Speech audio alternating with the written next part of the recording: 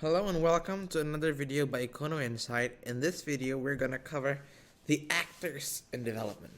So we should think about the question of who should oversee economic development. Is it the state or is it market-led? Maybe some of you might think, does developing economies need more navigation by the state? Maybe the state should put more hands. Or maybe in developed economies, a market-led approach suffices. So these are the questions that we think about, and it boils down to if there's the degree of state intervention in economic development, and being adopting a market-led approach in that development. So we now should dissect that. And by dissecting that, we enter the question of what are the schools of thought towards state development policy. There are many kinds of theory and thinking about how a country should develop. What are the methods? The first method, and those are called schools of thought, right? The first method is the dependency. And the dependency is made by dependency theories. And they consider the state crucial to economic growth.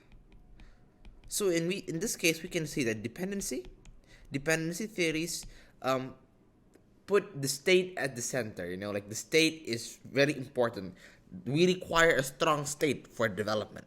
But in this case, the dependent theories, they believe that the state engages in the direct production. So direct production in goods and services. So I'm gonna write here state. And the next responsibility of the state is to engage in providing infrastructure. So that's infra. And of course, the state counterbalances the power of elites, right? Elites counterbalance. And elites in this case are domestic and international elites. So dependency theories, you can see here, right? Direct production of goods and services, which is the state. State again provides infrastructure. States counterbalances the power. So the dependency theories puts a central focus on the state's role in development. Institutionalist theories, they highlight the importance, right, of non-market institutions. So they view economic growth in context by considering the significance of legal, social, and political contexts. Institutionalists, so they see the non-market institutions. Those institutions, they say, play a role. While something that is considered to be an orthodox economic policy and linked to the Chicago School of Thought, you guys could research about that more, are the neoclassical theorists. The neoclassical theorists believe that the market is the center of development. So I'm gonna market center of development. I'm gonna write it down here. Market is the center of development. The invisible hand, of course, I assume you guys know what the invisible hand is, will generate the greatest good for all. That is what the neoclassical theorists believe. And in this case, the state is not rendered useless.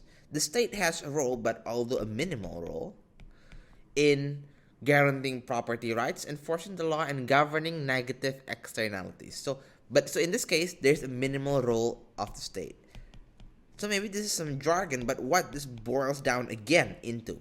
We have three schools of thought: the dependency, the institutionalist, and the neoclassical theorist.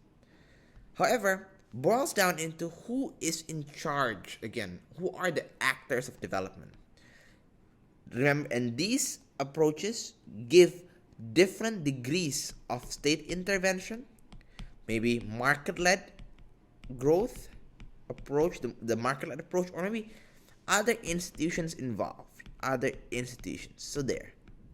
Something to think about, right? This is very interesting to see it from this lens. Who should be in charge of development? Thank you for watching.